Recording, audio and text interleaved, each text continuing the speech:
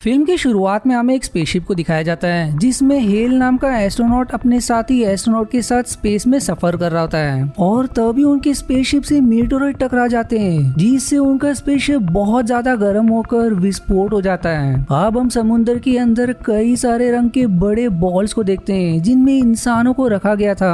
उनमें से एक में हेल भी होता है और तभी उसके पास कोई अजीब सा एलियन जैसा क्रीचर आकर उसके सिर पर अपना भाला मारता है जिससे फिर हेल को कई सारे अजीब विजन्स नजर आने लगते हैं जिसके बाद वो क्रीचर वहां से गायब हो जाता है और हेल अब समुद्र से बाहर सतह पर आता है जहां वो बिना कपड़ों की हालत में होता है और तभी उसे कई सारे स्टील के बॉटल्स दिखाई देते हैं। अब हेल जब एक बोतल को खोलता है तो उसके अंदर कपड़े होते हैं जिसे वो पहन लेता है, पर तभी समुद्र से और भी लोग आने लगते हैं जो सभी नेकेड थे। हेल फिर सभी से उस बोतल के बारे में बताता है जिस पर फिर सभी बोतल से कपड़े निकालकर पहनने लगते हैं। अब वो एक फीमेल एलिस से पूछता है कि तुम कब और कैसे उस बॉल में फंसी, जिस पर वो कहती कि मैं स्विमिंग पूल में डूबकर मर गई थी, जिसके बाद सीधे इस बॉल में आ गई जो समय 1934 का था। अब ये सुनकर हेल एकदम हैरान हो जाता है क्योंकि जब उसकी स्पेसशिप विस्फोट हुई थी तो वो समय 2009 का था। वहीं एक आदमी लेब भी होता है जो वर्ल्ड वॉर 2 के समय से था और तभी उन्हें एक धमाके की आवाज सुनाई देती है और जब सभी वहां जाते हैं तो वहाँ एक बड़ी सी मशीन होती है जिसके ऊपर से आग निकल रही थी। फिर तभी एक फीमेल मैली अपनी बोतल उस मशीन के अंदर डालती है और जब वो उसे बाहर निकालती है तो उस बोतल के अंदर खाना आ जाता है जिसके बाद सभी अपनी अपनी बोतल डालकर खाना निकालने लगते हैं। अब हेल मैली से पूछता है कि तुम कौन से समय से आई हो, जिस पर वो कहती है कि मैं 16वीं सेंचुरी में अफ्रीका में थी और जैसे ही वहाँ मेरे दुश्मन ट्राइब वालों ने मुझे मार दिया मैं यहाँ आ गई।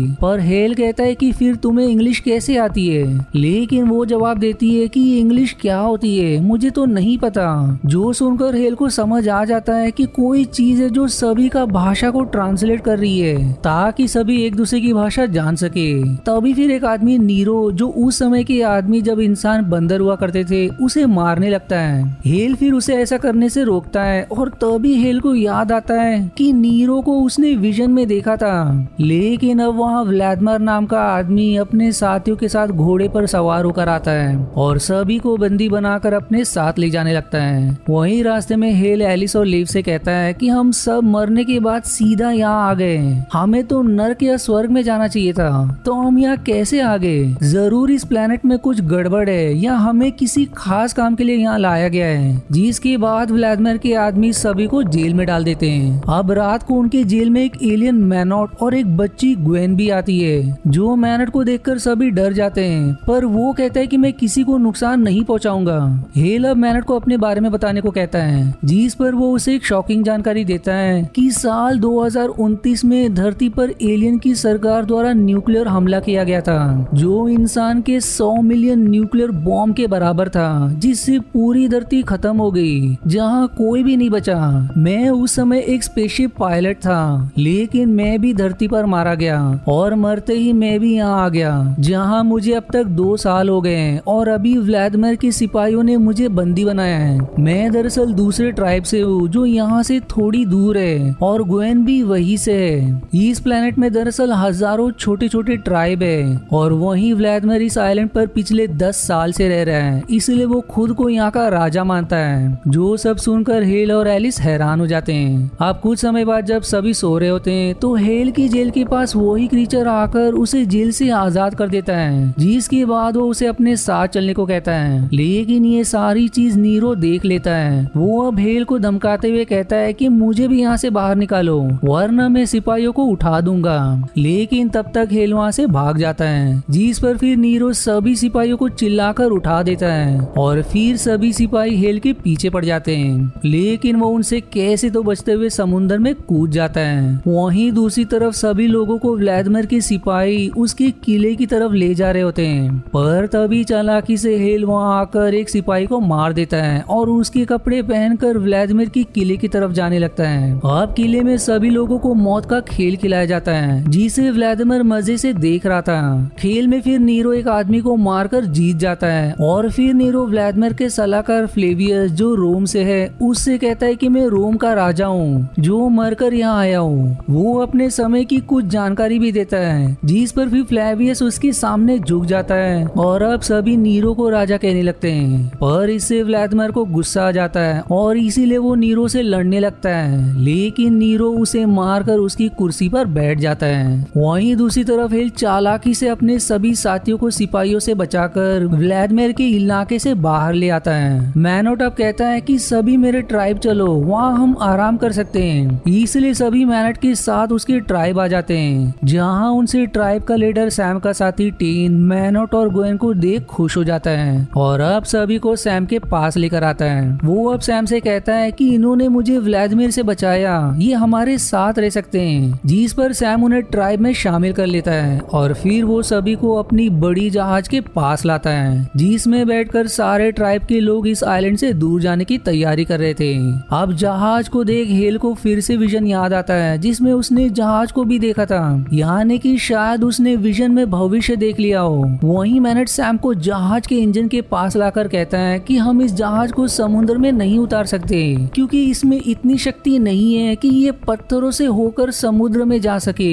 इसलिए इसे पावर देने के लिए हमें व्लादिमीर की कुर्सी पर लगा एक मेटल चाहिए होगा, जो मेटेरोइड के टुकड़े से बना है, जिसके बगैर हम यहाँ से नहीं जा पाएंगे। दूसरी तरफ फ्लेवियस नीरो से कहता है कि सैम और उसके ट्राइब के लोग जहाज बना रहे हैं, हमें उनसे वो जहाज ले लेना चाहिए ताकि हम इस आइलैंड से दूसरे आइलैंड पर भी कब्जा कर सके। दरअसल हमारे कुछ जासूस वहाँ है जो हमें पल पल की खबर दे रहे हैं। अब ये सुनकर नीरो खुश हो जाता है। वहीं इधर हेल सैम से कहता है कि मैंने सुना कि तुम जहाज को डाउन रिवर समुद्र में ले जाना चाहते हो, लेकिन तुम्हें इसे अप रिवर ले जाना चाहिए, क्योंकि मैंने अपने विजन में जहाज को अप रिवर देखा था। पर सैम कहता है कि मुझे तुम्हारे विजन पर भरोसा नहीं है, मैंने इस जहाज को बनाया है और जो मैं चाहूंगा वही होगा। फिर अगले दिन हेल एक जासूस को पकड़कर टेन के पास लाता है, जिसे टेन मार देता है। जिस पर फिर हेल कहता है कि हम इसे बंदी भी बना सकते थे, तुमने इसे क्यों मारा? पर वो समझाता है कि जासूस की यही सजा है। अब सैम टेन और हेल को नीरो के इलाके में जाकर उस मेटल को लाने के लिए कहता है। वहीं वो उन्हें चेतावनी भी देता है कि अगली हाई टाइड आने से पहले तुम यहाँ से नहीं आए तो हम सभी तुम्हारे बिना यहाँ से निकल जाएंगे। जिसके बाद वो दोनों नीरो के इलाके में आ जाते हैं और सारे सिपाहियों से बचते हुए नीरो की कुर्सी तक पहुंच जाते हैं, लेकिन वहां वो मेटल नहीं होता और तभी वहां नीरो आ जाता है, जिसके पास वो मेटल होता है। वो अब अपने साथियों को आदेश देकर हेल को बंदी बना लेता है और यहाँ अब टेन अपना असली चेहरा दिखाता है, जो कि नीरो के ही साथ मिला हुआ था और वो ही उसका जासूस भी था।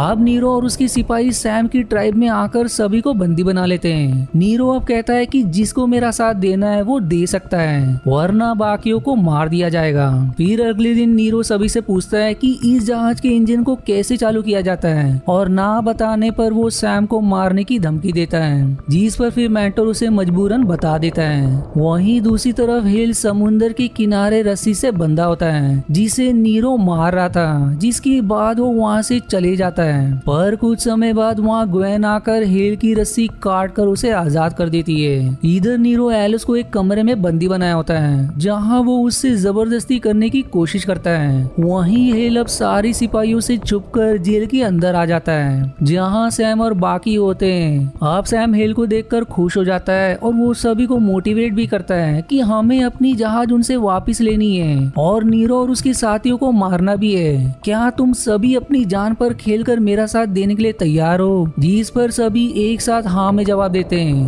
इसलिए अब सभी जेल से बाहर आकर जहाज के डेक पर आ जाते हैं। हेल फिर सबसे पहले एलिस को बचाने नीरो के पास जाता है, लेकिन उसे हेल के आने की खबर हो जाती है, इसलिए वो एलिस के गले पर चाकू रखकर हेल को तलवार नीचे फेंकने को कहता है, जो उसे मजबूरन ऐसा करना ही पड़ता है। दूसरी तरफ मैली एक आदमी के साथ मिलकर जहाज के एंकर की रस्सी काट रही होती है। वहीं सैम और मैनोट एक कैनन जैसे तीर कमान के पास आते हैं और उस कैनन में बारूद लगी हुई तीर लगाकर नीरो के साथियों पर हमला करने लगते हैं, जिस धमाके से वो कमरा भी हिलने लगता है, जिसमें दरअसल हेल होता है। और फिर मौका देगा एलिस नीरो को दांत से काटकर उससे बच जाती है और वहीं हेल जैसे ही नीरो पर हमला करने आता है वो वहां से भाग जाता है। इधर सारे लोग नीरो के सिपाहियों पर हमला करके उन्हें समुद्र में फेंक जाते हैं। वहीं मैली भी एंकर की रस्सी काटने में सफल हो जाती है, जिससे जहाज अब समुद्र में उतर जाता है। लेकिन लेकिन सतह पर से नीरो के सिपाही जहाज की तरफ बढ़ रहे थे, इसलिए सैम फिर से उन पर तीर से हमला करके उन्हें मार देता है। पर तभी वहाँ टेन आ जाता है जो सैम से लड़ने लगता है, लेकिन उस पर चाकू से हमला करके वो उसे भी मार देता है, जिसके बाद वो समुद्र में गिर जाता है।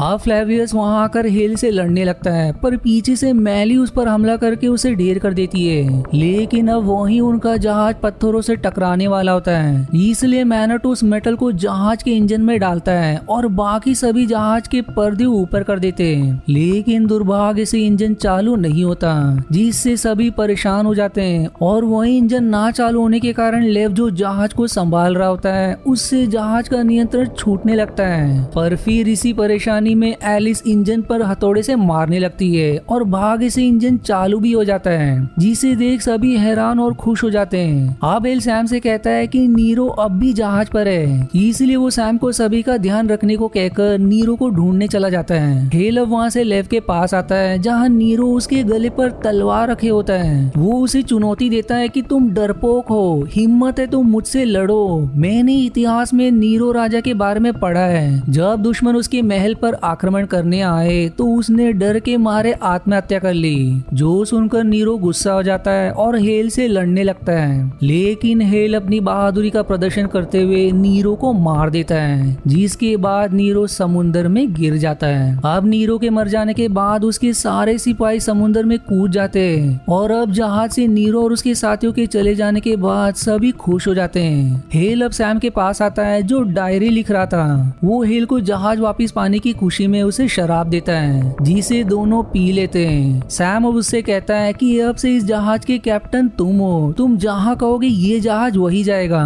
पर हेल समझाता है कि मैंने इस जहाज को नहीं बनाया, सारी मेहनत तुम्हारी है और तुम्हारे साथियों की है, इसलिए कैप्टन तुम ही हो। लेकिन जहाज अपरिवर की तरफ से जाएगा, जिस पर सैम हंसते हुए उसे हाँ में जवाब देता है और फिर सैम जहाज को अपरिवर की तरफ मोड़ देता है। अब मूवी के आखिरी सीन में वही क्रीचर अपने जैसे कई सारे क्रीचर से कह रहा होता है कि उनका सफर शुरू हो गया है और उम्मीद है कि वो समय पर अपना सफर पूरा कर लेंगे। दूसरी तरफ हम समुद्र के अंदर वही हरे रंग के बॉल को देखते हैं, जिसमें नीरो भी होता है जो अब भी जीवित होता है, यानी कि वो रेजरेक्ट हो गया। और इसी मिस्टीरियस एंडिंग के साथ ये मूवी यहीं समाप्त हो जाती है। आशा है आपको मेरी एक्सप्लेनेशन पसंद आई। यदि हाँ तो प्लीज वीडियो को लाइक करना और चैनल को सब्सक्राइब करके सपोर्ट करना ना भूलें। मिलते हैं अगले एक्सप्लेनेशन वीडियो में, तब तक के लिए धन्यवाद दोस्तों।